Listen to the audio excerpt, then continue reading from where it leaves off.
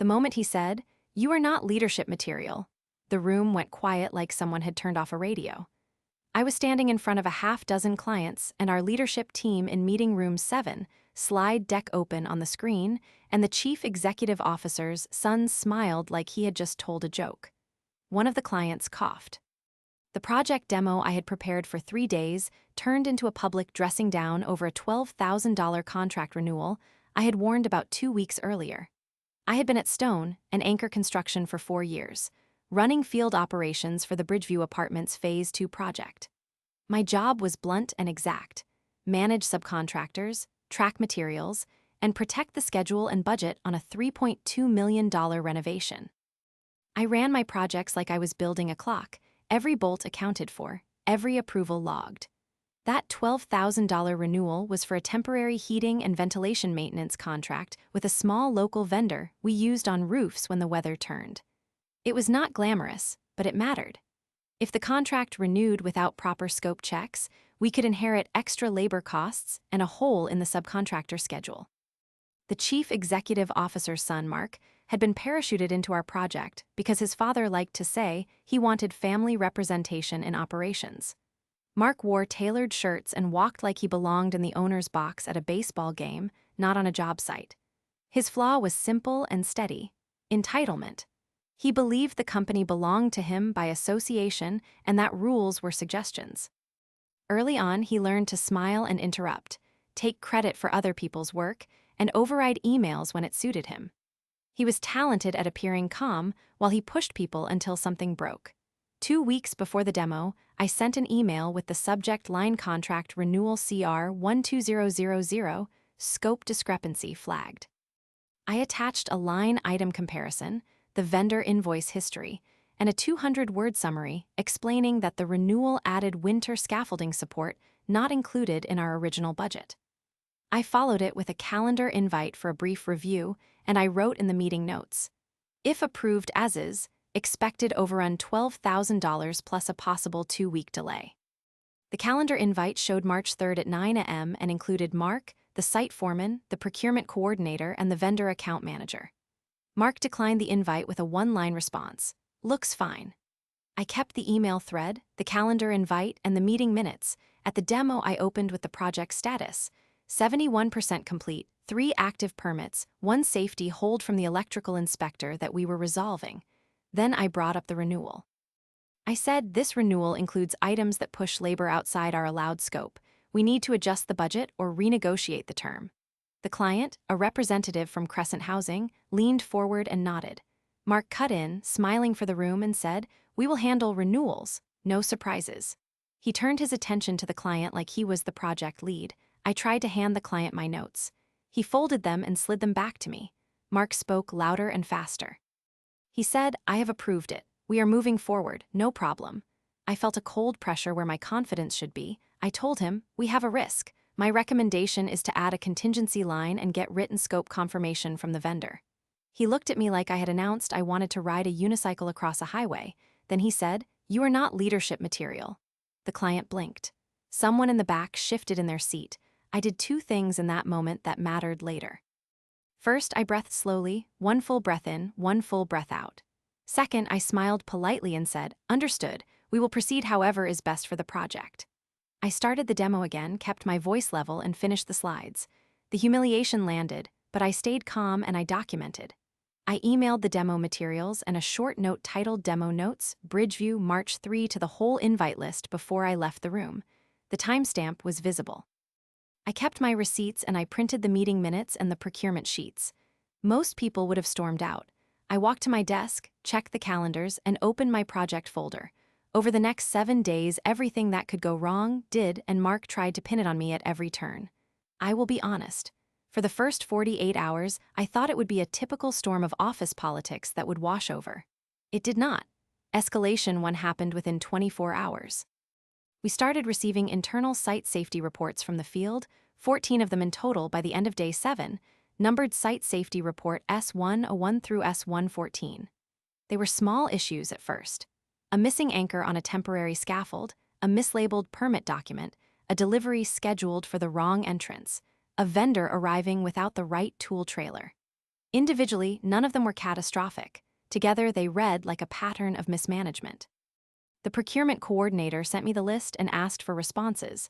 I replied with corrective action steps and links to the vendor invoices. I copied Mark and the site foreman. He did not reply. Escalation 2 was the client complaint. On day 3, I got a terse message from the Crescent Housing project manager. We have an unexpected invoice for replacement labor. Please explain. The invoice was $6,400. The vendor had billed time for winter scaffolding changes that, in my email chain, were not approved to include labor adjustments. I forwarded the $12,000 renewal email and the meeting minutes. Mark replied with a short message to everyone. Bella cleared renewals. He attached a version of the calendar invite with a different organizer name. I stared at the attachment and felt my stomach drop. He had exported a calendar file and edited it to show his approval. I did not explode. I saved the file, printed it, and wrote a note marking the file as Exhibit A. I also emailed the vendor and asked for an itemized timesheet and receipts. Escalation 3 happened on day 5. The internal procurement audit flagged contract renewal CR 12000 for a missing approval chain. The procurement team sent an audit notice and attached a spreadsheet showing that the necessary 2 signatures were missing. The contract had been approved in our vendor portal by a user with Mark's login, yet the approval stamp on the spreadsheet said Bella Project Manager, with my employee ID. Someone had changed the approval field in the spreadsheet. It looked like an attempt to make me the approver after the fact. The procurement officer wrote in the audit email, "We need a statement from Bella." Whoever read that email interpreted it as an allegation. At work, people like to pick a side quickly. By day 6, a few middle managers had started treating me like a liability. The site foreman avoided me in the trailer. A junior engineer I had mentored for 2 years stopped replying to my messages. The worst came when the chief executive officer called me into his office. He is a good man in private, gentle and jokey, but in that meeting he looked tired. He slid a printed copy of the procurement spreadsheet across his desk and said, "Bella, how did this happen?" I told him exactly what I had told Mark in the demo, and I handed him the email chain, the calendar invite, the demo notes, and the vendor receipts I had already asked for. The chief executive officer frowned and said, "We need to control the narrative. Human Resources wants a statement." He asked if I would take ownership of the issue and help close it quickly. He did not accuse me. Still, the message was clear. Clean this up or you are a problem. That was the low point. On day 7, someone from Human Resources put me on temporary project reassignment pending the procurement investigation. They asked me not to attend client demos for the time being. My inbox filled with cold, procedural messages. The 14 site safety reports stacked like a judge's docket. I had been removed as the face of the project. For the first time since I had started in construction, I felt like my career might be over in a single week. I remember sitting in my car in the parking lot outside Building 4, hands on the steering wheel, thinking, I am done. I had never felt so small, but I had not been careless. In the months before this, I had been meticulous because Bridgeview mattered to me. I had kept the hard copy receipts in a folder labeled Bridgeview Paper Trail, and I had an audit export from our vendor portal named Audit Trail CR12000. Exported March 2 at 9 a.m., I had the vendors scanned invoices with receipt numbers V4558 and V4560, and an internal chat log with the site foreman confirming that I had raised the scope concern. I also had the meeting recording link from a vendor call. Those were not things you throw away.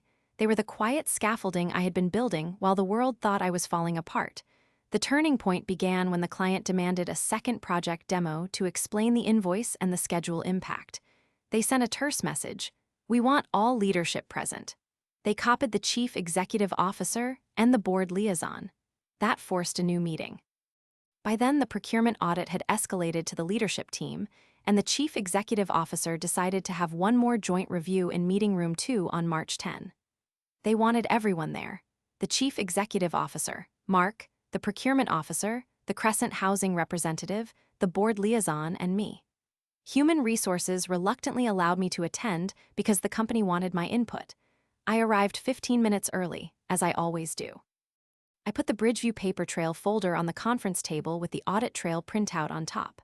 I had 2 copies of everything, one for the chief executive officer and one for Crescent Housing. I had also printed the site safety reports all numbered and color-coded S101 to S114 and bound them. I had a timeline spreadsheet labeled Timeline, Bridgeview March that tracked every email, every calendar invite, and every meeting minute with date and time stamps.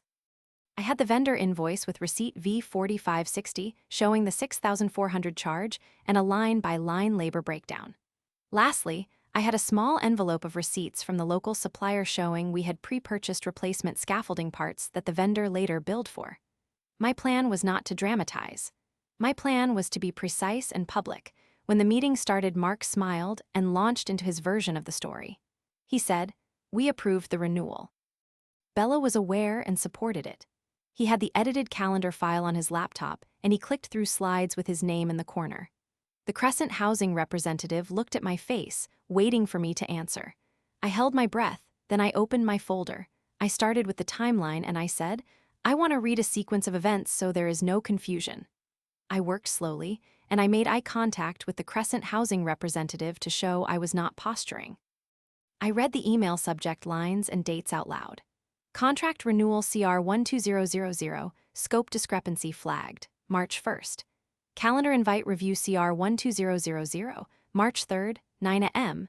Demo Notes, Bridgeview, March 3.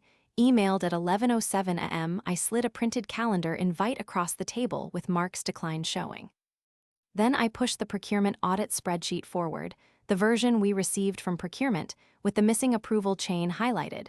The room shifted. I said, "Here is the vendor invoice V4560 and the itemized labor hours." The vendor shipped replacement scaffolding parts on March 4th. Those parts were purchased because the vendor asked for reinforcement after our field inspection. I have the receipts from our supplier with purchase order PO 30378 and the vendor's delivery ticket DT778. I laid out the receipts one by one. I took my time and let the room read them. Then I asked the chief executive officer's son a calm question. I told him, "Mark, did you approve the renewal in the vendor portal?" He blinked. There was a small pause where everyone looked at him like they were expecting a magician to pull a rabbit out of a hat. He said, "Yes." I held up the vendor portal audit export that had been timestamped March 2nd at 9 a.m. and said, "The audit shows that the vendor portal approval was completed with usermark projects at 9:03 a.m. It also shows an edit log on March 6th at 4:21 p.m. that changed the approval field to Bella Project Manager." I watched his smile tight. I then pushed the printed calendar file across the table and said, "This file shows your download and your edits."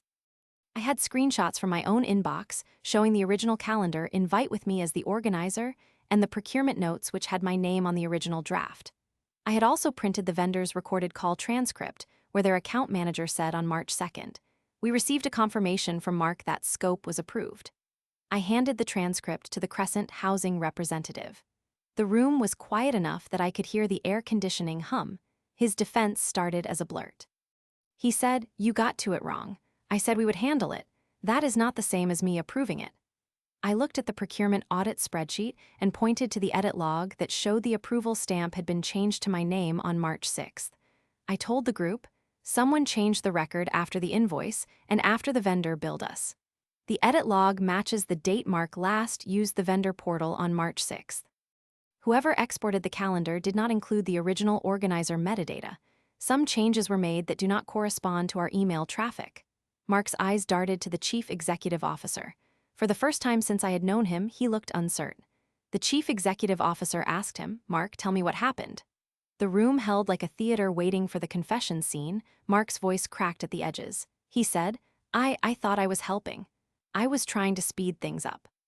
I did edit the calendar. I did adjust the portal approval to reflect what I understood." He shifted and his face showed the weight of being caught.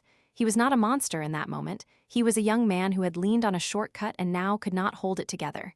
He looked at me with something like apology and something like fear. Everyone heard it because his words filled the room. He said, "I am sorry. I didn't want to slow the project. I thought moving things forward was the safest bet. I am sorry." The public truth moment landed the way I had hoped, but I did not drum my fingers in triumph. I set the receipts down, folded my hands, and said, "We have a policy for approvals and procurement shows a 2-signature requirement for renewals over $5,000. That policy exists to prevent these exact mistakes." Crescent Housing had a stack of their own notes, and the project manager said, "We will need a written corrective action and a credit for the 6,400. The chief executive officer turned to Mark and said quietly, "We will sort this internally."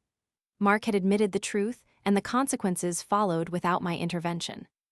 Human Resources initiated a formal review that led to Mark being removed from operational leadership on Bridgeview for 90 days, mandatory mentoring under the procurement officer, and an internal reprimand that went into his personnel file. The procurement officer recovered the vendor records and changed the control settings to prevent single-user edits on approvals. The client got their credit and decided to continue with the project, but required an extra oversight committee for the next 2 phases.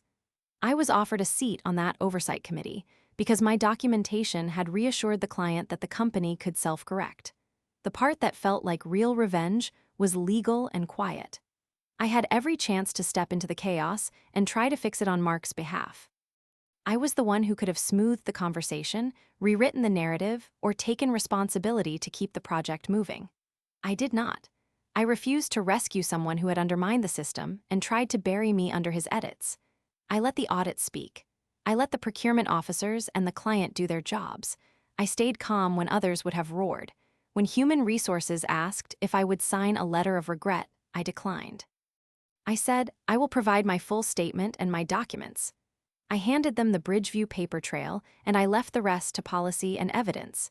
After the dust settled, the chief executive officer pulled me aside and offered me 2 things.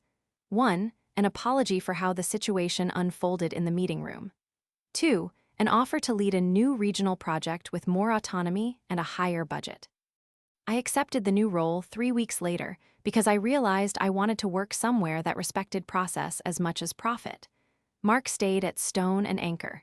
He kept his title, but his decision-making was supervised, and his name was no longer the first one people thought of for leadership. He had learned a lesson that cost him trust and a few easy privileges. 2 unexpected things happened that made the outcome feel real. First, one of the junior engineers I had mentored came back and said, "I saved your calendar screenshots when everything started to fall apart.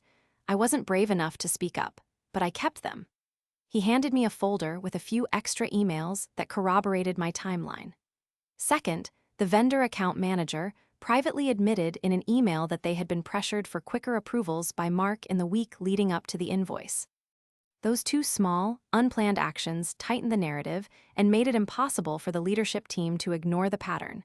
I tell this story not because I like being right, but because the way it resolved felt earned. I stayed professional when the easiest path was to be petty. I documented when the easiest path was to assume faith. I kept my receipts and my audit export because I had learned over time that small papers make big shields. I left Stone and Anchor Construction for a role that trusted my judgment and paid me 50% more for a larger portfolio. What I learned is simple. Do your job well, document everything, and stay calm when the world wants you to rage. Truth matters, and it will find a way into the room if you keep the records and the receipts.